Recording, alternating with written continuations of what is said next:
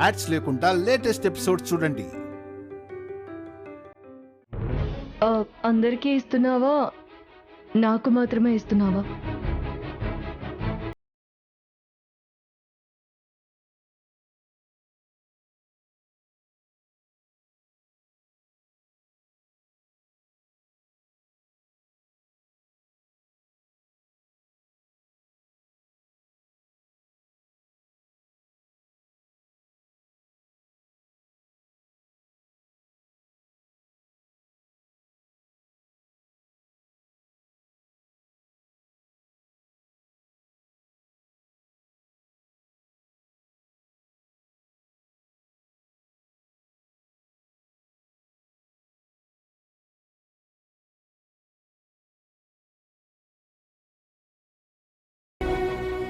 ఆద్య,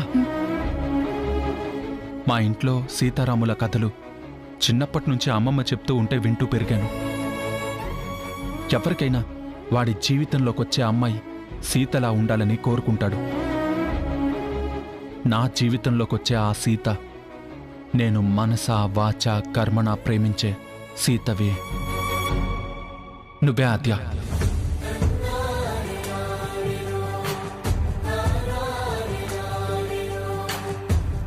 ఒక్కోసారి నీ మనసంతా నేనే ఉన్నాననిపిస్తుంది. ఒక్కొక్కసారి నీ మనసులో అసలు నేనున్నానా అనిపిస్తుంది. మనం ఒక్కటవుతామో లేదో తెలియదు, కానీ నువ్వు ఎక్కడున్నా హ్యాపీగా ఉండాలని కోరుకునే వాళ్ళలో మొదటి వాణ్ణి మాత్రం ఖచ్చితంగా నేనే. ఈ విషయంలో జానకత్తయ్య కంటే కూడా నేనే ముందుండాలి అనుకుంటున్నాను. ప్రేమించిన వ్యక్తిగా దీన్ని తీసుకోమని నేను చెప్పను. నీ శ్రేయస్సు కోరే వ్యక్తిగా ఇస్తున్నాను అని నువ్వు నమ్మితే ఈ గిఫ్ట్ తీసుకో. లేదంటే ఎప్పటికీ నా మనసులో ఈ బాధ ఇలానే మిగిలిపోతుంది.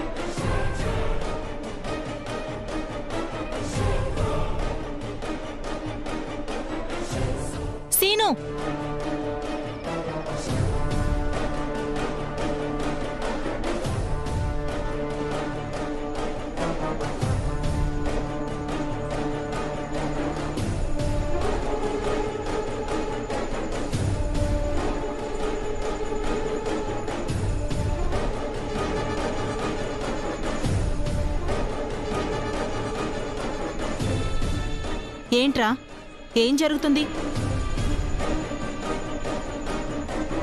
ఎప్పటినుంచి ఇలా జరుగుతుంది? సీను అడిగేది మిమ్మల్ని, మాట్లాడరేంటి?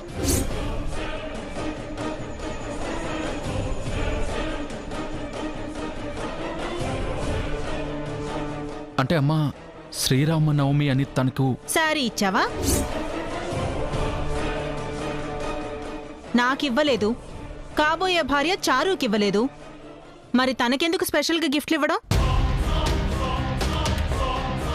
ఏంటి? ఇంకా ఏదైనా చెయ్యాలనుకుంటున్నారా? చెయ్యండి.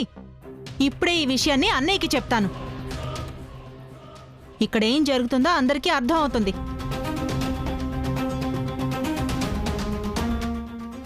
అమ్మా, ఇక్కడ ఎవరు ఎవరికి స్పెషల్గా గిఫ్ట్లు ఇవ్వట్లేదు. తను డబ్బులిచ్చింది, మంచి శారీ తీసుకురమ్మని చెప్తే తెచ్చిచ్చాను, అంతే. నాకు కాదురా చెప్పాల్సింది, చెప్పాల్సిన వాళ్లతో చెప్పాలి. వదినా, వదినా! ఏంటే, ఏమైంది అంత పెద్దగా అరిచావు? ఏం జరిగిందో చెప్పండి.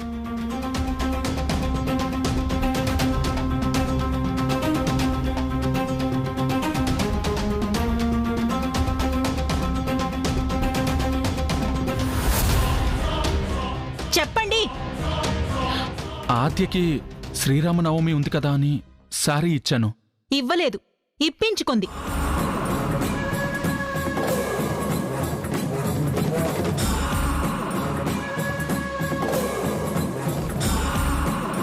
ఈ ఇంట్లో ఎవరూ లేనట్టు సీనుకి డబ్బులిచ్చి మరీ శారీ తెప్పించుకుంది.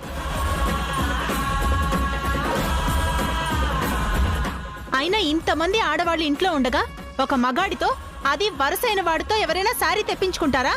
చెప్పమనమ్మా.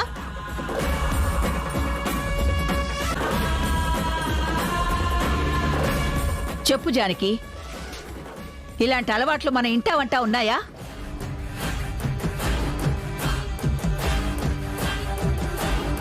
తను చేసింది తప్పే అయ్యుండొచ్చు, కానీ మన ఆచారాలు తెలియని పిల్ల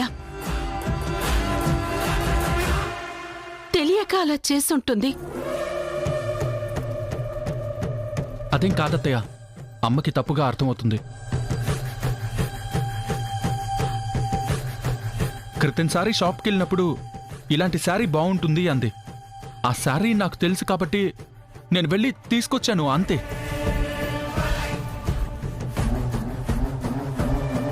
అదేరా, దానికోసం నువ్వెందుకెళ్ళావు? తనకు కావలసినవి తీసుకోవడానికి తనే వెళ్ళి రావచ్చు కదా, నువ్వెందుకెళ్ళావు? నువ్వేమైనా తన సర్వెంట్వా? లేదంటే తన మనసులో ఇంకేదైనా ఉందా?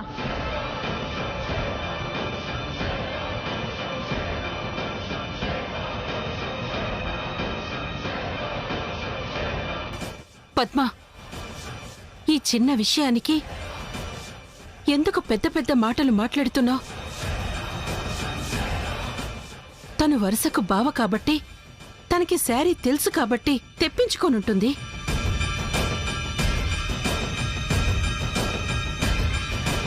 అలా చూస్తూ నిలబడతావేంటమ్మా? పెళ్లి చేసుకోబోయే అబ్బాయితో, బావ వరుస అయ్యే అబ్బాయితో చీరలు తెప్పించుకుని కొలికే సంస్కృతి మన ఇంట్లో ఉందా? ఉంటే చెప్పమ్మా, నాకేం అభ్యంతరం లేదు. జానకి, ఇంకోసారి ఇలాంటి పిచ్చి పిచ్చి పనులు చేయొద్దని ఆ అమ్మాయికి చెప్పు. చెబుతానత్తయ్యా. అంతేకాదు, ఇంకోసారి ఇలా జరగనివ్వను. నేను మీకు మాటిస్తున్నాను.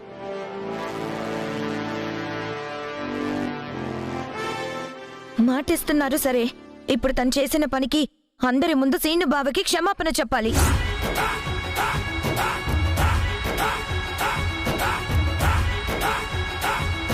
చారు, ఇంత చిన్న విషయానికి క్షమాపణలేంటి? క్షమాపణ చెప్పటానికి తను తప్పు చేయలేదు. మనలో ఒకరిగా కలిసిపోవాలనుకుంటుంది. కానీ నన్నలా కలుపుకోవట్లేదు కదా పెద్దమ్మ. పెళ్లి ముహూర్తం ఆగిపోయి ఏడుస్తూ కూర్చుంటే ఒక్కళ్ళైనా నన్ను పరామర్శించారా? అత్తయ్య, పిన్ని తప్ప.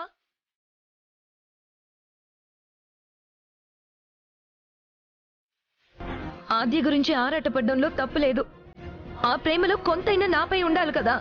ఉంటే వచ్చి ఓదార్చాలి కదా.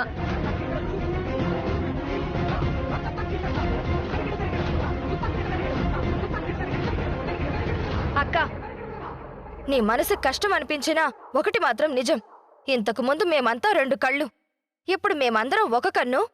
ఆ ఆద్య ఒక కన్ను అయ్యింది. నువ్వు కాదన్నా అవునన్నా ఇదే నిజం.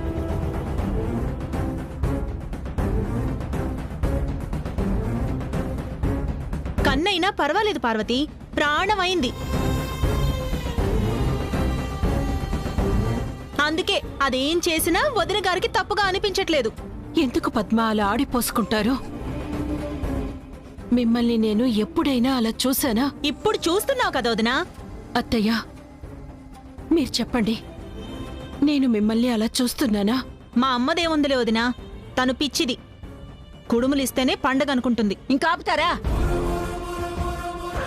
అసలు ఇది ఇల్లేనా? ఎందుకే ఇలా తయారవుతున్నారు?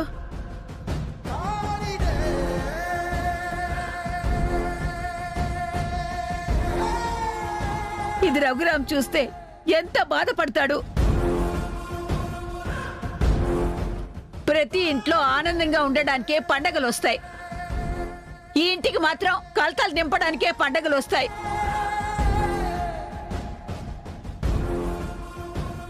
మీ అందరికీ దండం పెడతాను. ఈ కుటుంబంలో తరతరాలుగా ఎలాంటి ఇబ్బందులు లేకుండా, గొడవలు లేకుండా ఉమ్మడి కుటుంబంగా వచ్చాం. ఈ కుటుంబాన్ని ఆదర్శంగా తీసుకుంటారు. చివరికి మన కుటుంబ గౌరవాన్ని ఇక్కడి వరకు తీసుకొచ్చారు. కనీసం నేను పోయే వరకైనా ఉమ్మడిగా కలిసి ఉండండి.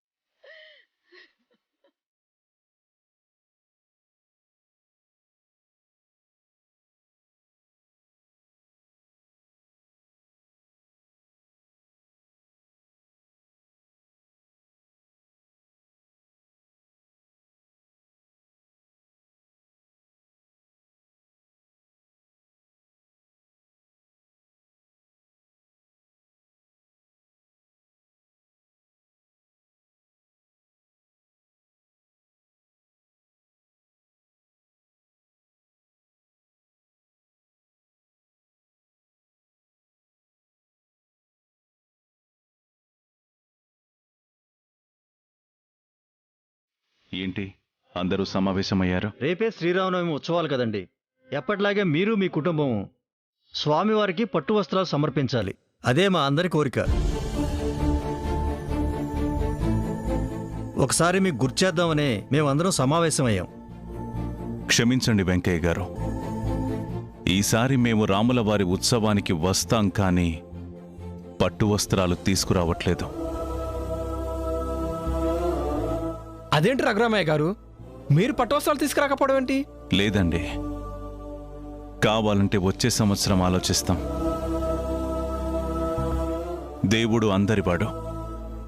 ఈసారి అవతలి వారికి కూడా అవకాశం ఇద్దామనుకుంటున్నాను. మేము కాకుండా ఈ ఊళ్ళో ఎవరైనా వచ్చి పట్టు వస్త్రాలు సమర్పించుకోవచ్చు. రఘురామ్ గారు, ఈ ఊర్లో ఏ పుణ్యకార్యానికైనా ఎప్పటినుంచో మీ పుణ్య దంపతులే వచ్చి పూజ చేస్తున్నారు. ఇంతకాలం మీరు చేసిన పూజల వల్లే పంటలు పండాయండి. ఏ ప్రకృతి వైపరీత్యం లేకుండా ప్రశాంతంగా ఉన్నాం మేమంతా. ఇప్పుడు ఇలాంటి నిర్ణయం ఎందుకు? మా అందరి తరపున పట్టు వస్త్రాలు ఈసారి కూడా మీరే ఇవ్వండి అయ్యా. లేదండి, కొన్ని అనివార్య కారణాల వల్ల ఇవ్వలేకపోతున్నాము. మీ మాట కాదన్నందుకు క్షమించండి.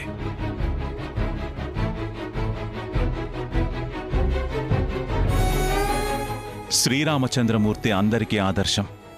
పట్టు వస్త్రాలు అందించాలని ఎవరికైనా ఉండొచ్చు. మీలో ఎవరు ఉన్నా నాకు అభ్యంతరం లేదు. సంతోషంగా ముందుకు రావచ్చు. మమ్మల్ని చిక్కుల్లో పడేశారు రఘురామ్ గారు. ఏం చేయాలో తెలియట్లేదు. అది కాదన్నయ్య, ఇంట్లో ఒకసారి అడిగి. శివరాం, నేను మాటిచ్చానంటే అందులో అర్థం ఉంటుంది. మనమే ఇవ్వాలి అని రూలేం లేదు.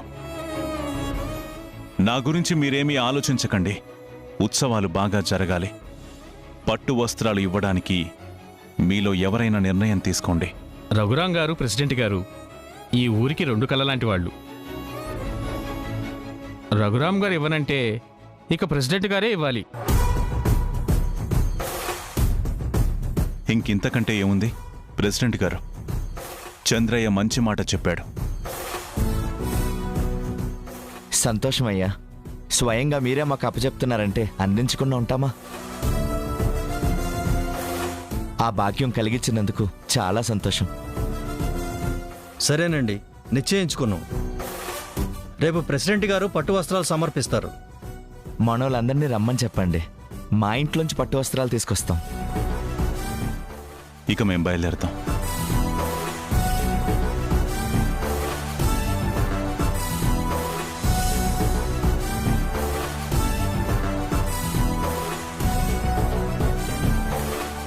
అన్నయ్య, ఏంటి శివరాం, నువ్వు చేసిన పనేం బాలేదు. దేని గురించి? ప్రెసిడెంట్ గారితో నువ్వు చెప్పిన మాట గురించి.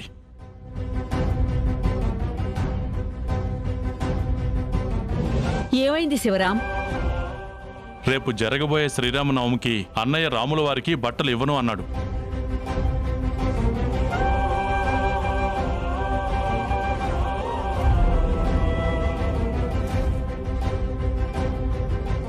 అంతేకాదు, కళ్యాణం కూడా జరిపించను అన్నాడు.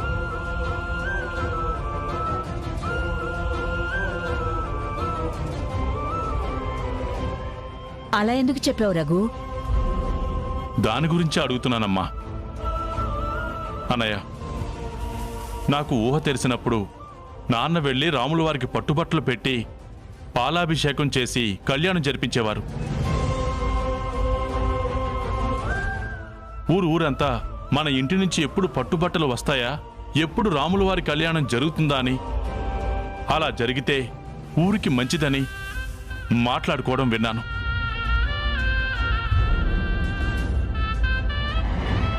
పెళ్ళైన తర్వాత వదిన మీరు చేస్తున్నప్పుడు మిమ్మల్ని చూడడం కోసం వచ్చిన జనాలందరూ మీలో సీతారాముల్ని చూసేవాళ్ళు.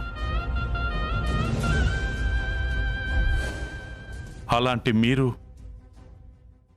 ఈరోజు సీతారాములు కళ్యాణం చేసే అర్హత లేదు అంటే అందరి ముందు ఎందుకు చెప్పారన్నయ్య?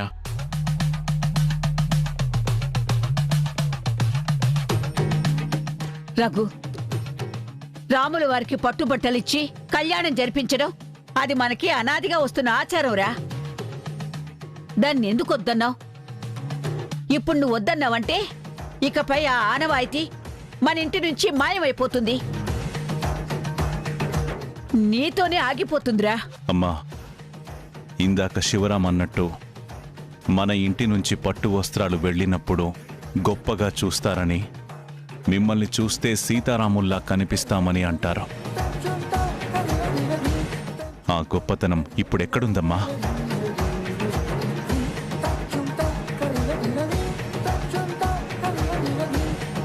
ఆ సీతారాములు ఇప్పుడెక్కడున్నారు? అలా తీసుకెళ్లే స్థాయిలో మన ఇల్లు ఎక్కడుందమ్మా?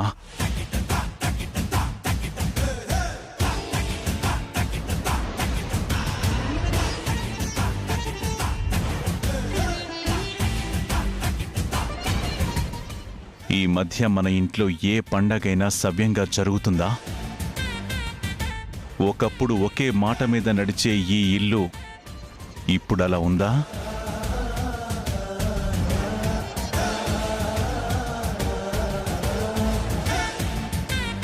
అంతెందుకమ్మా, శ్రీనుకి పెళ్లి చేద్దామని ముహూర్తాలు పెడుతుంటే కలశం కూడా కింద పడిపోయింది. అది మన ఇంటి స్థితి గతి.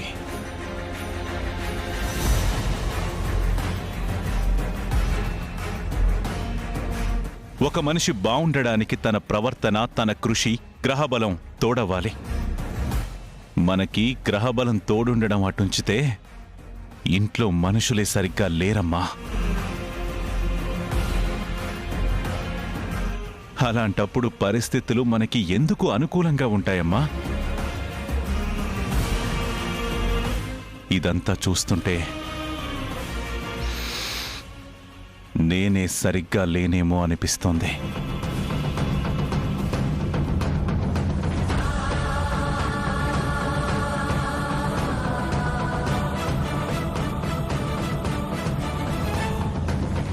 ఎందుకన్నయ్య నీ మీద నిందేసుకుంటున్నావు? దీనంతటికీ కారణం వదినే కదన్నయ్య.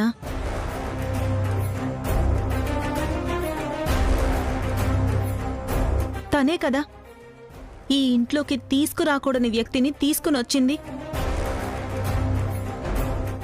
అప్పట్నుంచే కదా ఈ ఇల్లు ఇల్లులా లేకుండా పోయింది.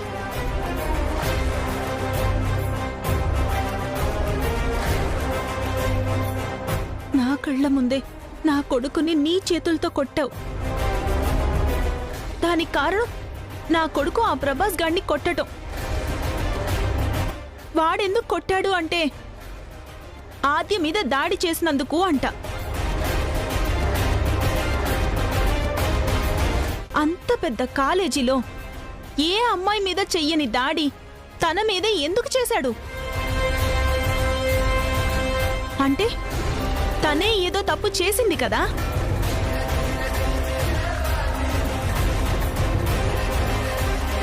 ఒక చేత్తో కొడితే చప్పట్లు రావన్నయ్య, 2 చేతులు కలిస్తేనే చప్పట్లొస్తాయి. మా అన్నయ్య ఎప్పుడు ఏం చెప్తాడా అని వినాలనిపించేది. కానీ ఇప్పుడు ఈరోజు నువ్వు మాట్లాడుతుంటే నీ మాటల్లో ప్రేమని వెతుక్కునే స్థితికొచ్చాం.